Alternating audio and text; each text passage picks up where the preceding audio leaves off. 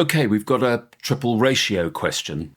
So we've been given the ratio pairs, but we need to find A to B to C.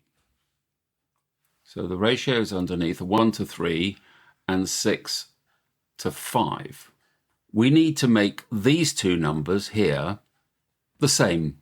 So we're going to have to multiply ratio 1 by 2. So A to B to C will be 2 to 6 to 5. And that is your answer. So in part 2 of A, they're asking for A as a fraction of the total. Well, the total is 2 plus 6 plus 5, which is 13. So A as a fraction is equal to 2 over 13. And that again is your answer. So in part B, we've got three numbers, M, N, and P. We know that N is 2 times M.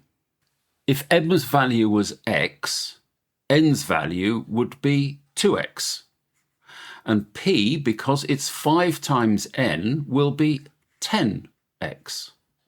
Because it's a ratio, we can lose X now. So the ratio of M to N to P is equal to 1 to 2 to 10.